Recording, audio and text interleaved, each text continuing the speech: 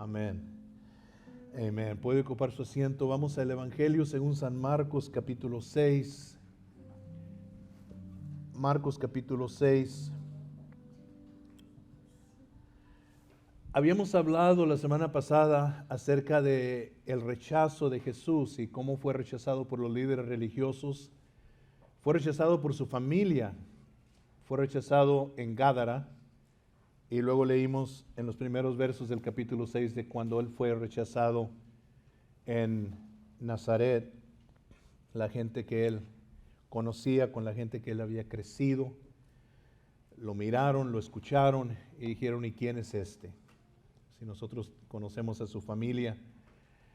Y a pesar de la fama que Jesús tenía ya de hacer milagros, de sanar enfermos, no trajeron sus enfermos a Jesús, muy pocos, y la Biblia dice que Jesús hizo muy pocos milagros ahí. El verso 6 nos dice que Jesús se asombró de la incredulidad de ellos. Pero luego nos dice en la segunda parte de ese verso que a pesar de este rechazo y cómo afectó a Jesús, él se maravilló, se asombró de cómo lo rechazaron, cómo no creyeron. Pero la Biblia dice que luego después recorría las aldeas de alrededor enseñando, o sea, no me quieren aquí, hay lugares donde sí me quieren, y se fue alrededor de Nazaret. Los que han ido con nosotros para Israel conocen muy bien esa región, saben que el mar de Armagedón está acá abajo, arriba en lo alto está Nazaret. Y este año subimos ahí otra vez a Nazaret y estuvimos ahí un ratito, nomás en el precipicio, ¿se acuerdan? Los que fueron con nosotros para Israel, ¿se acuerdan? Estuvimos ahí. Y entonces él se va a esas ciudades alrededor predicando y va a suceder algo aquí, va a haber no necesariamente un cambio, pero una ventanilla al futuro. Lo que quizás no hemos captado en el Evangelio según San Marcos es que muy temprano en el Evangelio según San Marcos, Marcos nos lleva a cuando Jesús empezó a llamar a sus discípulos. ¿Se acuerdan? Llamó a Andrés y a Simón, a Jacobo y a Juan y luego a Leví. Marcos nos relata esto, como Jesús iba escogiendo sus discípulos, los apóstoles, muy temprano en el libro. Y la razón es porque Marcos nos quiere enseñar un hilo que a veces no captamos en este libro, y es que él está preparando a sus discípulos, los está preparando para el día de su partida.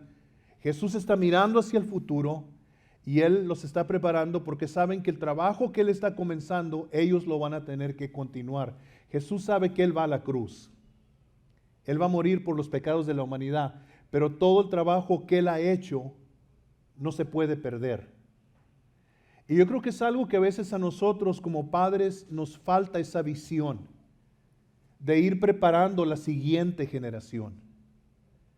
Yo no siempre voy a estar aquí. Mi esposa no siempre va a estar aquí.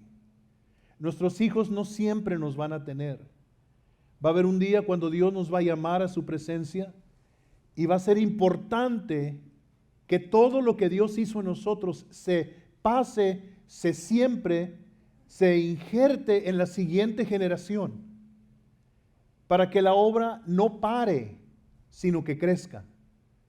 Lo que Dios comenzó en nosotros, la tarea más importante que hemos tenido mi esposa y yo ha sido pasar esa fe a nuestros hijos.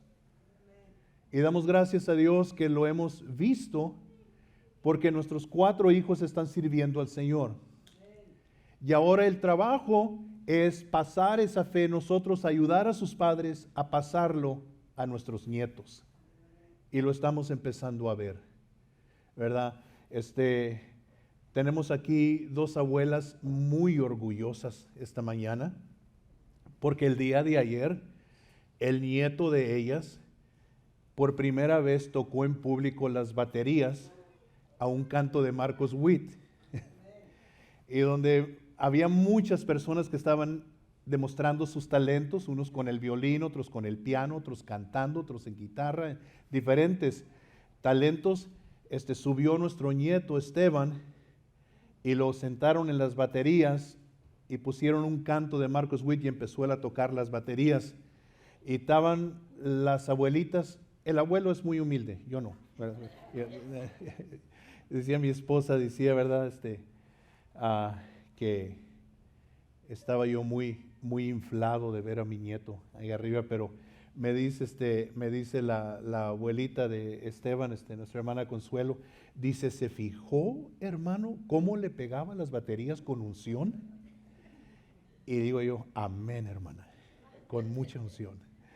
Pero entonces, lo que vamos a ver aquí en los siguientes versos es que Jesús, cuando lleva todos estos rechazos, él dice, no, la obra tiene que seguir, y se va a los lugares alrededor ministrando, predicando, y luego nos dice en el verso 7, y vamos a leer de allí, dice, después llamó a los 12, estos son los apóstoles, y comenzó a enviarlos de 2 en 2, y les dio autoridad sobre los espíritus inmundos.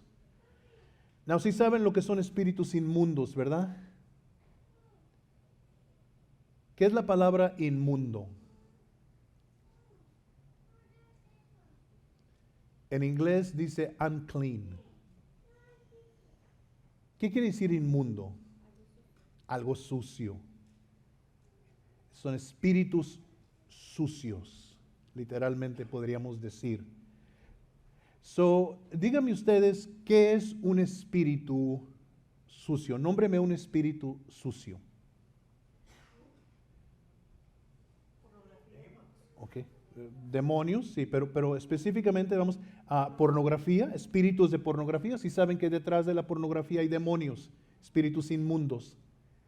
Dígame otro. Envidia. ¿Envidia? ¿Sí? Eso es algo que no identificamos muchas veces, ¿verdad? Díganme otro. Odio. ¿Okay? Otro. Enfermedad, celos, ¿ok? ¿Mande? Ira. ¿Ok? Vamos agarrando la onda, ¿verdad?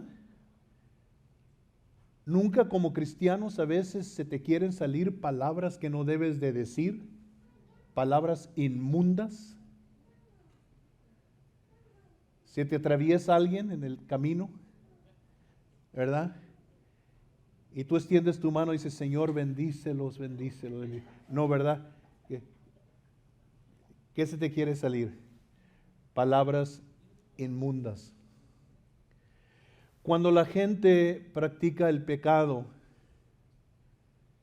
espíritus inmundos entran a ellos. Y se manifiesta, la Biblia dice que de la abundancia del corazón habla ¿qué? La boca. Entonces, algo que quizás no observamos aquí, porque ellos pues están yendo alrededor y les da autoridad sobre espíritus inmundos. Literalmente, ¿qué es lo que está sucediendo? Jesús está limpiando los aires de estos demonios, de estas influencias. Qué bonito es entrar a un lugar donde se siente que la atmósfera está limpia. A una casa donde sientes paz. Porque hay casas donde tú puedes entrar que sientes la contienda. Sientes que algo está mal allí. Y lo que no nos damos cuenta a veces nosotros como padres cristianos es que cuando hay contienda en el hogar, los que más lo sienten son los niños. Entonces Jesús está entrando a estas ciudades y está limpiando los aires. Y no solo les da poder a sus discípulos para que hagan lo mismo, les da poder para echar fuera espíritus inmundos. All right. Now, ¿qué tiene que ver eso para mí? Bueno, Jesucristo es el mismo ayer, hoy y por todos los siglos. Y el mismo espíritu que Jesús puso en ellos es el mismo espíritu que ha puesto en mí. En otras palabras, yo como cristiano también tengo poder para reprender esos espíritus. No, espíritu de pornografía, no vas a entrar a mi hogar. Espíritu de maldicencia, no vas a entrar a mi hogar. espíritu de depresión, no vas a entrar a mi hogar. Y como cristianos a veces cedemos al enemigo tanto territorio, tantas cosas. Y no debe de ser así. ¿Dicen amén? Ok, comenzó a enviarlos de Dios de dos en dos, les dio autoridad sobre los espíritus inmundos y les mandó que no llevasen nada para el camino, sino solamente bordón, ni alforja, ni pan, ni dinero en el cinto, sino que calzasen sandalias y no vistiesen dos túnicas. No lleven nada. Llévense nomás el bordón, la vara, y llévense zapatos y llévense un cambio de ropa. No lleven dinero. Dejen su debit card en la casa. Okay. Just go. ¿Por qué? Porque es importante que aprendieran dependencia de Dios. Porque muchas veces nosotros nos llenamos de excusas por no hacer lo que Dios nos dice que hagamos. Yo hiciera esto si tuviera el dinero. Yo hiciera esto si no fuera por esto. Jesús les está quitando todo. Le dice, nomás váyanse así como están. Okay. No excusa. Entonces, el verso 10, y les dijo, donde quiera que entréis en una casa, posad en ella hasta que salgáis de aquel lugar. Y si en algún lugar no os recibieren, ni os oyeren, salid de allí y sacudid el polvo que está debajo de vuestros pies para testimonio a ellos. De cierto os digo que en el día del juicio será más tolerable el castigo para los de Sodoma y Gomorra que para aquella ciudad. Qué tremendo, ¿verdad? Que vas a ir a las ciudades donde te abran la puerta y te digan, ven, hospédate aquí con nosotros, que ahí quédate, no andes de casa en casa a ver qué le sacas a la gente, Y no, quédate ahí quédate. Y la paz que tú traes va a venir sobre aquel lugar.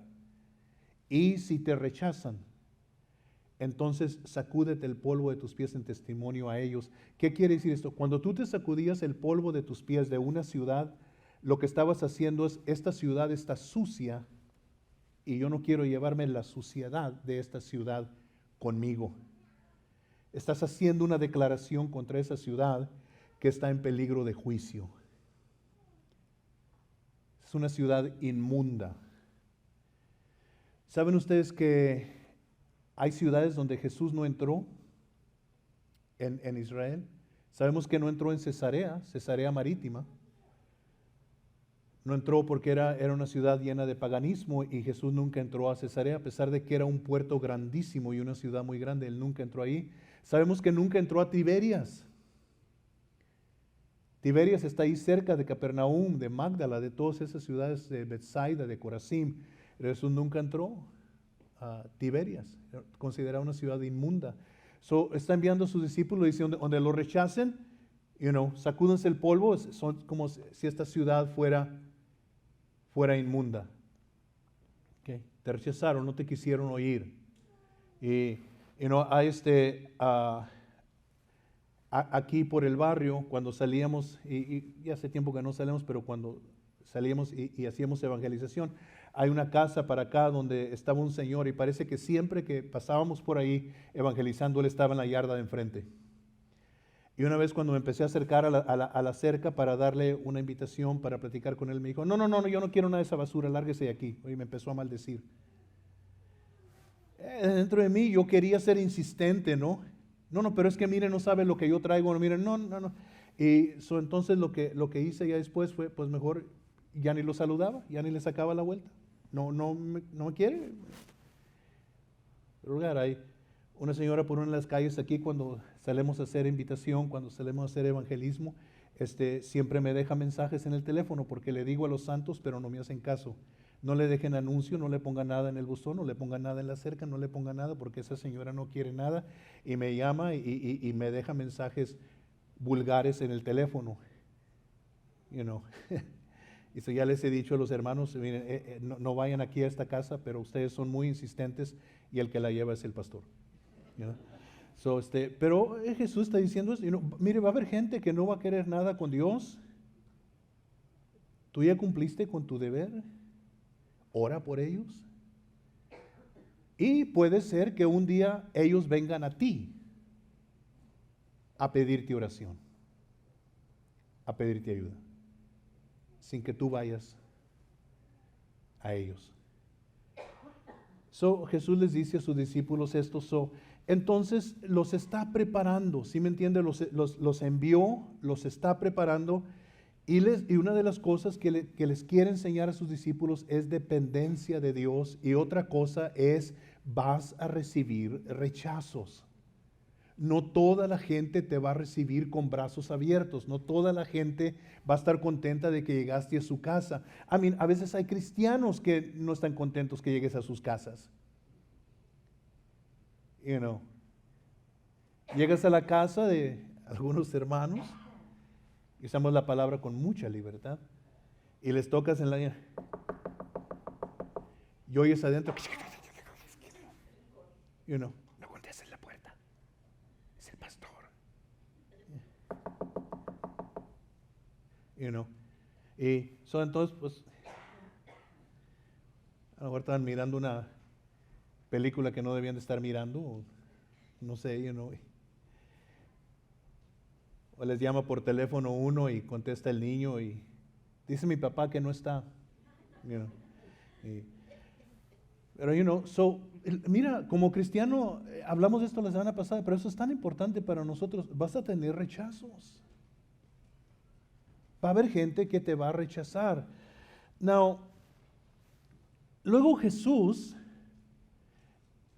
cuando leemos la Biblia, dos de las ciudades más perdidas de toda la Biblia eran Sodoma y Gomorra. Estas eran ciudades que estaban perdidísimas. Pero Jesús dice que cuando venga el juicio, cuando venga el día del juicio, va a ser más tolerable para Sodoma y para Gomorra que para las personas que rechazan a los discípulos que Jesús está enviando.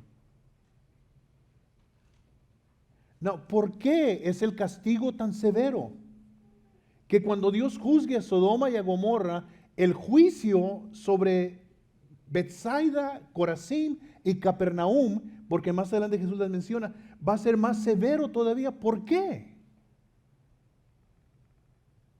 Bueno, una de las razones yo creo es por el mensaje. El mensaje que están llevando es un mensaje divino, es un mensaje del cielo. No es un mensaje de hombre, no es un mensaje de iglesia, es un mensaje del cielo, es un mensaje divino. Dios envía sus mensajeros. Rechazar el evangelio es rechazar la vida, es rechazar a Dios.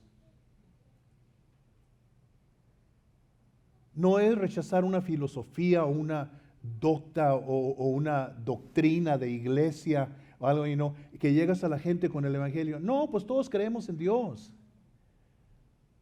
Diosito está aquí conmigo, hombre. Yo hablo con Él todos los días. No tengo que ir a la iglesia, etcétera, etcétera. ¿Sí me entiende? Y la gente pone excusas, pero el mensaje que te están trayendo es: estás perdido, estás en peligro, Dios te ama y Dios puso un plan para salvarte a ti. El mensaje es tan grande que yo creo que por eso el castigo es tan grande al rechazarlo. Y luego, ¿de quién es el mensaje? El mensaje no es de Moisés, ni de María, ni del pastor. El mensaje es de uno que es el Hijo de Dios, Jesús. No vengo a hablarte de ninguna otra persona, vengo a hablarte de Jesús, el Hijo de gloria, el Hijo de Dios, el gran Rey. Jesús en alguna de sus parábolas habló acerca de esto, habló de el rey que hizo una gran fiesta, un banquete para la boda de su hijo, y la gente no quiso ir. Y so la Biblia advierte del juicio, de la ira de Dios por rechazar al Hijo de Dios. Cuando rechazas el Evangelio, no rechazas una iglesia, no rechazas una religión, rechazas el mensaje de Dios. Y luego hay otra cosa que yo quisiera enfatizar con ustedes un poquito aquí, porque quisiera que la iglesia estuviera consciente de esto, porque la iglesia ignora estas cosas muchas veces. Este es el sacrificio que estaban haciendo las personas que estaban llevando el mensaje. La Biblia nos dice que estos 12 discípulos que Jesús tenía habían dejado todo por seguirle a Él. Estos hombres estaban pagando un precio por seguir a Jesús, por andar con Él. ¿Y cuál fue el fin de ellos? Después de que Jesús se fue y les encomendó a ellos el mensaje del Evangelio. Quiero darle una lista. Hay un libro que se llama El Libro de Mártires de Fox. Y el Libro de Mártires de Fox detalla qué les pasó a los discípulos, a los primeros discípulos y luego bajo las diferentes persecuciones que hubieron. La iglesia ha sufrido mucha persecución a través de las edades. Hemos sido nosotros protegidos en esta nación, pero esa no es la norma en el resto del mundo. En el resto del mundo, cristianos están siendo encarcelados, perseguidos, torturados y matados por su fe en Jesús. Y entonces, quiero darle una lista de algunos de los discípulos que conocemos aquí de la Biblia. Esteban, ¿se acuerdan de Esteban? Uno de los primeros 7 diáconos. ¿Se acuerdan? ¿Y recuerdan cómo murió Esteban? Hechos capítulo 6 al 8 nos relatan su historia. No vamos a ir ahí ahorita, pero para que usted lo busque después si está tomando notas. Hechos 6 al 8 nos relata cómo Esteban fue apiedrado hasta la muerte por predicar el Evangelio. Fue el primer mártir de la iglesia. Y si sabe lo que quiere decir la palabra mártir, ¿verdad? Quiere decir testigo. Cuando Jesús dijo, y recibiréis poder y me seréis testigos, la palabra es mártir. Me seréis mártir después de que recibas poder. Esteban es el primero que muere por el Evangelio ya en la iglesia. Y luego después de eso se acuerdan de Jacobo. Este es Jacobo, el hermano de Juan. Es conocido teológicamente como Jacobo el Grande. Y no porque estaba pesado como yo. Nomás Jacobo el Grande. Y se acuerdan que él lo mataron Herodes. ¿Se acuerdan que Herodes lo mató con espada?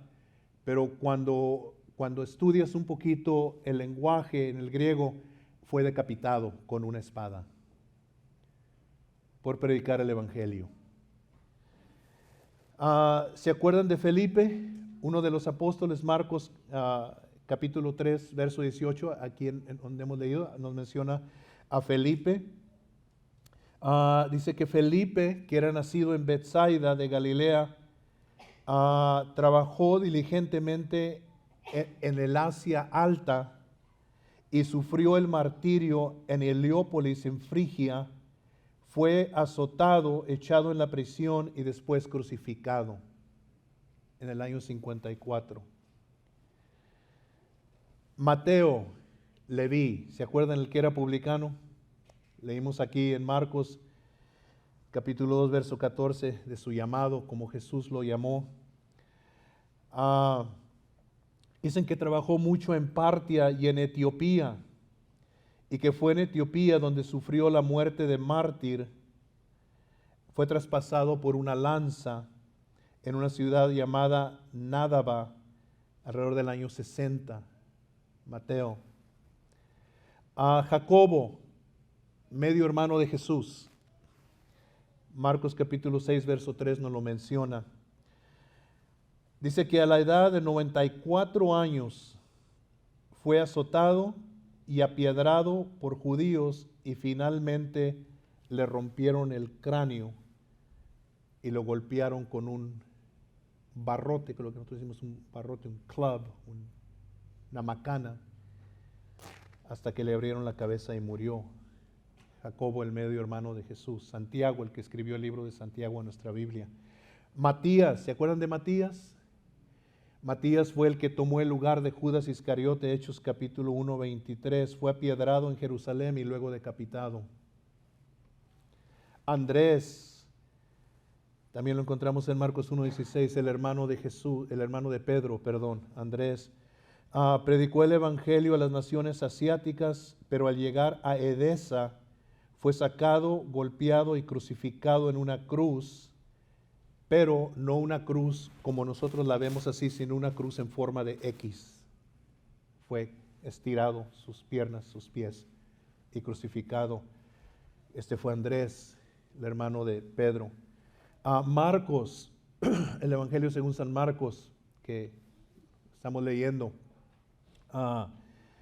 lo encontramos a él en Hechos 12:2, es la primera vez que nos menciona Marcos. Marcos fue arrastrado en Alejandría, en Egipto, hasta que su cuerpo se despedazó como en un acto de solemnidad y adoración al dios Serapis, un ídolo de Egipto. Saúl fue arrastrado hasta que su cuerpo cayó en pedazos. Marcos. Pedro nos lo menciona en Marcos 1:16, nos lo menciona como Simón y luego ya sabemos que Jesús le cambió el nombre.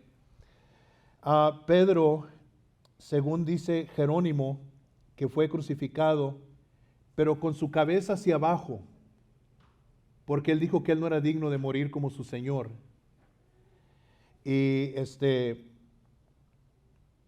entonces así murió Pedro, murió crucificado. Jesús le dijo esto a Pedro, ¿se acuerdan? Le dijo en Juan, cuando está hablando con él al último, después de que ha resucitado entre los muertos, le dijo: Pedro, alguien te va a llevar donde no quieres ir y te van a hacer lo que no quieres que te hagan. Cuando él iba a morir, él dijo: yo no soy digno de morir como mi Señor, y pidió que lo crucificaran con la cabeza hacia abajo. Y algunas tradiciones dicen que su esposa murió al lado de él, también crucificada. Pablo, ya sabemos que Pablo fue aquel hombre que Jesús encontró en el camino a Damasco, ¿se acuerdan?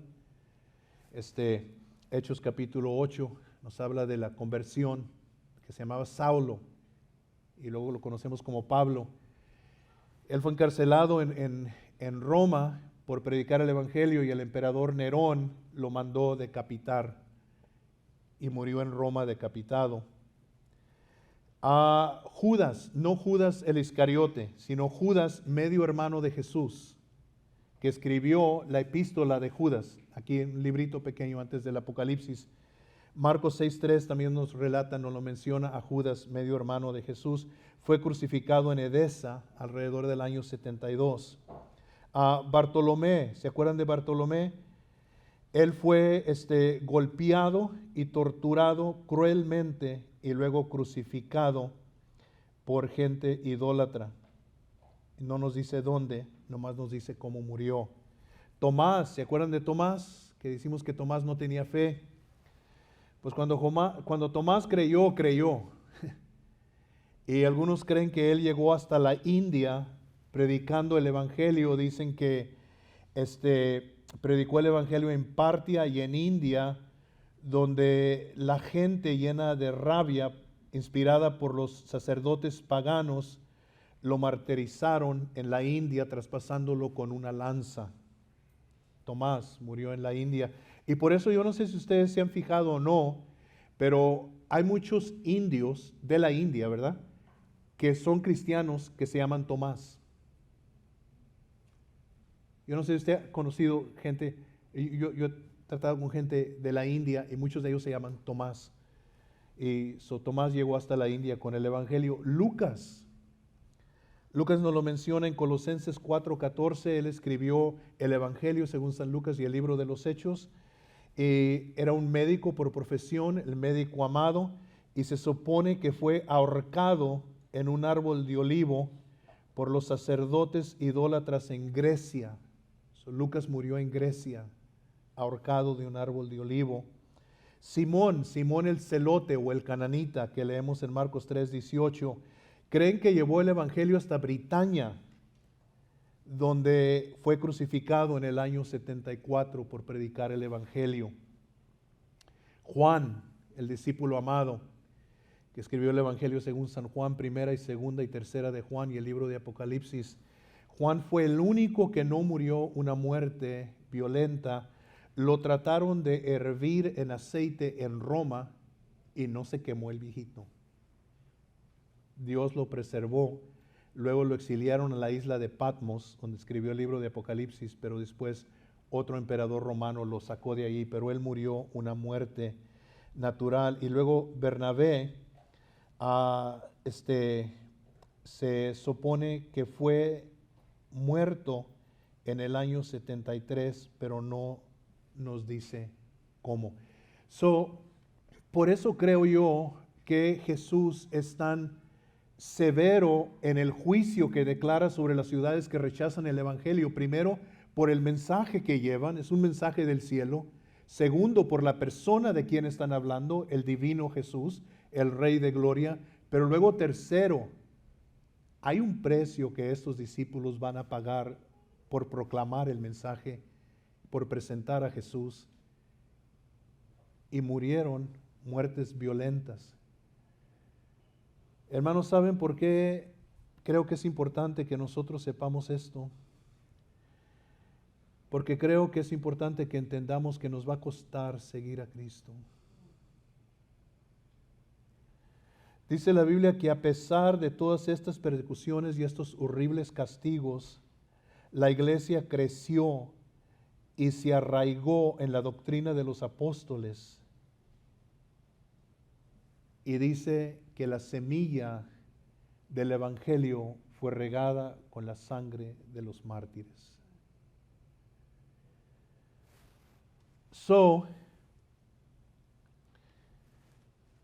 No fue algo fácil para ellos. Quiero leerles un poquito más antes de terminar. Vaya conmigo a 2 de Corintios. Este es uno de los versos que cuando yo los leo me hacen llorar, porque admiro tanto a este hombre que después de que llegue al cielo, después de haber visto a mi precioso Jesús, voy a pedirles que me lleven a Él. Quiero conocerlo en persona. 2 de Corintios, capítulo 11, el apóstol Pablo está hablando acerca de sus persecuciones. Y mire lo que dice en el verso, comenzando con el verso 22. Está defendiendo su apostolado, dice, de otros apóstoles que decían que él no era apóstol. Dice, son hebreos, yo también. Son israelitas, yo también. Son descendientes de Abraham, también yo. Son ministros de Cristo, como si estuviera loco hablo, yo más. Mire lo que dice, en trabajos más abundante, en azotes sin número, en cárceles más, en peligros de muerte muchas veces. De los judíos 5 veces he recibido 40 azotes menos 1.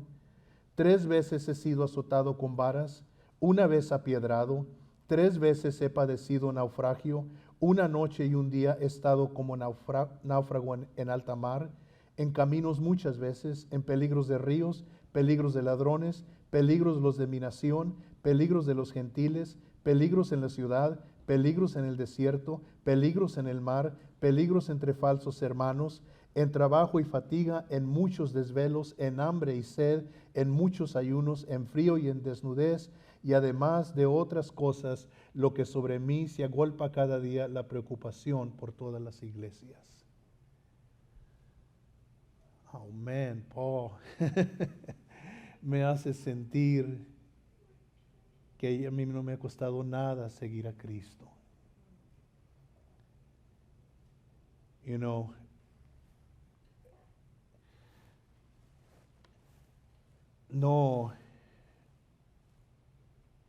No es fácil seguir a Cristo, pero quiero que vaya conmigo a Hebreos capítulo 11 y vamos a ir terminando. El libro de Hebreos,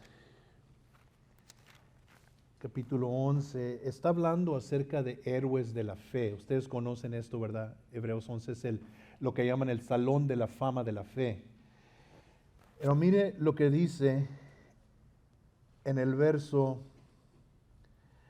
33. Vamos a ver desde el verso 33.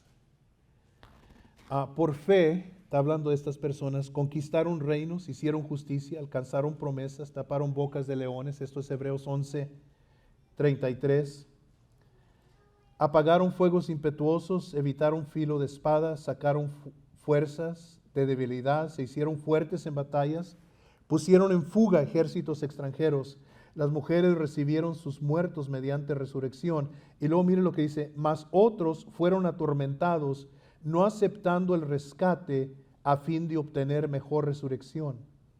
Otros experimentaron vituperios y azotes, y a más de esto, prisiones y cárceles. Fueron apiedrados, aserrados, puestos a prueba, muertos a filo de espada. Anduvieron de acá para allá cubiertos de pieles de ovejas y de cabras, pobres, angustiados, maltratados.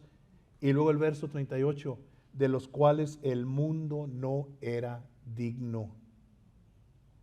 Errando por los desiertos, por los montes, por las cuevas y por las cavernas de la tierra.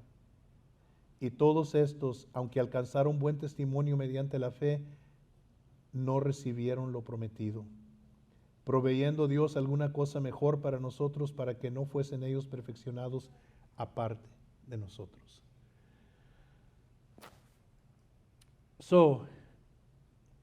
Por eso creo yo que el castigo era tan severo a las ciudades que rechazaron el Evangelio, que Jesús está mandando a sus discípulos, porque Jesús sabía el precio que ellos iban a pagar. Ellos sabían el sacrificio que se estaba haciendo. Ellos sabían lo que les iba a costar llevar el mensaje. Iban a tener que dejar sus casas, iban a tener que dejar sus familias, iban a tener que dejar sus naciones, iban a vagar por todo el mundo llevando el mensaje, iban a sufrir persecución, iban a sufrir hambres, necesidades. El apóstol Pablo dijo, yo sé estar en abundancia, yo sé estar en escasez, pero en todo y por todo, todo lo puedo en Cristo que me fortalece. Si nosotros tenemos esta idea romántica de que como cristianos nunca nos van a hacer mala cara o que la gente nos va a aplaudir, muy pronto se va a acabar esa idea errada, porque nos vamos a dar cuenta que gente nos va a maldecir, que gente nos va a distanciar, que van a hablar detrás de nuestras espaldas, nos van a acusar de cosas que no son verdad, van a buscar hacernos daño sin causa. Y si tú has estado sirviendo a Cristo por algún tiempo, ya sabes que eso te van a procurar hacer. Y ya sabes cómo va a doler, porque a veces esos rechazos vienen de la gente más cercana a ti. A mí que me maldiga el vecino me da coraje, pero cuando me maldice alguien que yo amo, eso duele. Y te aguantas y te haces fuerte, pero queda la herida.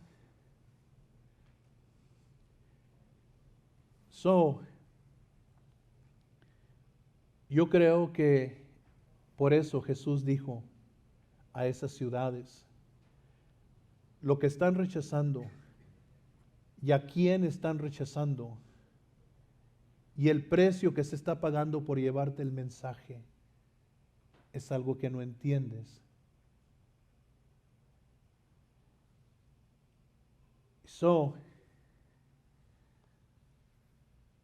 Los envía y los está preparando. Are you ready? ¿Estás listo para llevar el mensaje de Jesús? ¿Estás dispuesto?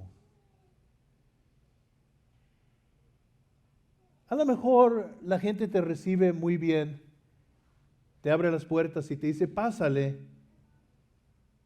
oiga, siéntese aquí. ¿No quiere una coquita con hielo, una botellita de agua fresca? Está muy caliente afuera. La paz tuya va a venir sobre ese hogar.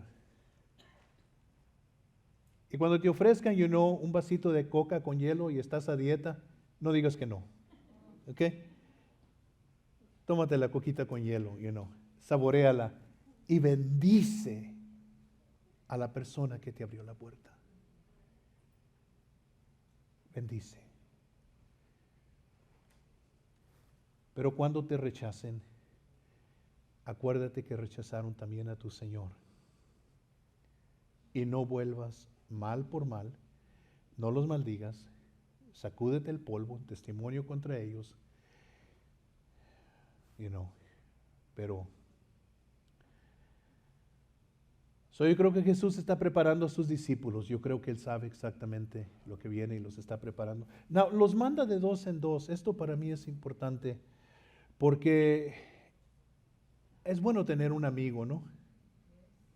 Alguien con quien platicar.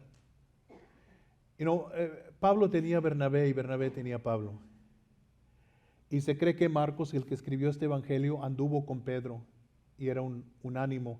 Y Pablo muchas veces habla acerca de Timoteo, de Silas, de personas que dicen, me confortaron. Cuando fui azotado, que me metieron en la cárcel, que me torturaron, no dejaron mi lado. Y entonces Jesús los manda de dos en dos. Yo he sido bendecido, muy bendecido, que he tenido una persona que me ha acompañado en toda mi peregrinación como cristiano y nunca me ha olvidado, nunca me ha abandonado y ha sido mi esposa. Ha estado a mi lado fiel, pagando el precio conmigo.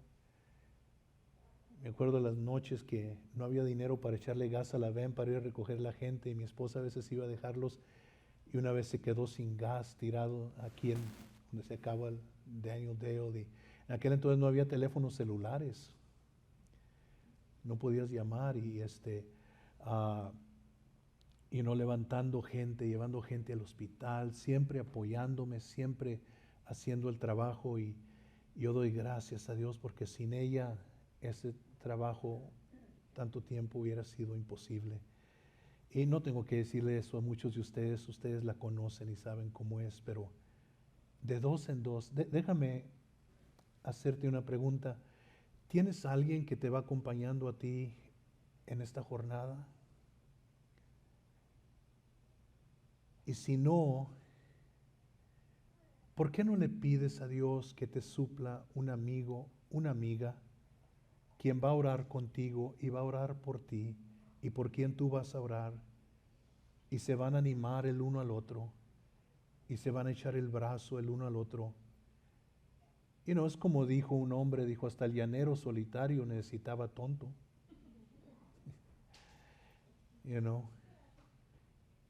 Si no tienes a alguien, ¿por qué no le pides a Dios? Yo estoy seguro que aquí en esta iglesia, aquí en la congregación, Dios va a poner a alguien en tu corazón y te va a decir, mira, conéctate con esa persona. En esta nación somos tan distanciados, si acaba el culto, cada quien se va para su casa, cada quien agarra su rumbo, y todo. Pero a lo mejor usted se pone a pensar y dice, ¿y qué si me toca alguien equivocado, pastor? Imagínense a quién le tocó Judas. Judas era un ladrón. Imagínense el que le tocó. A lo mejor le tocó a Andrés, y fue Pedro y le dijo a Andrés, ten cuidado con Judas. Sí, yo sé que es parte del grupo y todo, pero le gusta agarrar lo que no es de él. Cuida, Pues, ¿qué va a cuidar? Jesús le dijo que no se llevara nada. Cuida tus guaraches. Pero, los mandó de dos en dos. Pídele a Dios que te dé a alguien que ore por ti y por quien tú ores. La Biblia dice que si uno puede poner en corrida a 1,000, dos pueden poner a 10,000. Entonces, busca, pídele a Dios. No andes solo. No andes sola, ¿ok? No, los veo que me están mirando como, hágale caso a su pastor, hombre. ¿Okay? Y busque a alguien. Find a prayer partner. Voy a acabar con esto. Nomás como un chiste, porque veo que están muy serios. Eran 3 pastores juntos. Habían agarrado un tiempo de descanso. Rentaron una cabina en las montañas y andaban muy contentos descansando. Un día andaban los 3 en un barquito pescando en un lago. Y dice uno de los pastores, dice, ¿saben qué, hermanos? Esto está muy bien. Me gusta mucho este tiempo que he pasado con ustedes. Y yo siento en mi corazón que yo quiero pedirles a ustedes oración, que ustedes son mis amigos y yo quiero confesar algo delante de ustedes que nadie sabe para que me ayuden a orar. Y les dice el pastor, le dice, yo tengo problemas con la bebida. Todavía de vez en cuando se me antoja una cerveza y a escondidas me voy por ahí y me tomo una cerveza. Yo quiero que Dios me libere de este vicio, pero nunca he tenido el valor a decirlo a nadie. Pero yo siento que ustedes son mis amigos y les confieso esto. ¿Me ayudan a orar? Sí, hermano, sí. Y dice otro pastor, dice, bueno, ya que confesó usted, hermano, pues yo voy a confesar también. Yo tengo un problema con el cigarro. De vez en cuando me doy mi escapada por ahí y me echo un cigarro y yo sé que es un mal vicio, yo sé que no es bueno delante de Dios, pero ayúdenme a orar para que Dios me ayude a vencer este vicio. Y sí, cómo no, hermano, vamos a orar, vamos a orar. Y el tercero no decía nada. Se le quedan viendo y le digo, ¿y usted, hermano, no hay algo que quiera pedir oración? Dice, pues sí, pero me da mucha vergüenza. Dice, es que yo soy bien chismoso, yo no puedo guardar un secreto. Nomás ten cuidado con quién te juntas. ¿Y usted no es chismoso, pastor? No, fíjese que no, nomás de aquí del púlpito me gusta de vez en cuando. Pero si usted diezma, el secreto está seguro. Si no diezma, cuidado. No se crea, ok. All right. Pero Dios nos ha enviado, hermanos, a un mundo que necesita tanto del amor de Dios. Y sí, algunos nos van a rechazar, pero no dejes que eso te desanime, porque hay gente que sí te va a escuchar. Hay gente que sí te va a oír. So, habla, ¿ok? Y hazte de concha dura. Si te rechazan, llora solo allá, pero no enfrente de ellos. Y sigue adelante. All right? Vale la pena. Vale la pena. Oramos.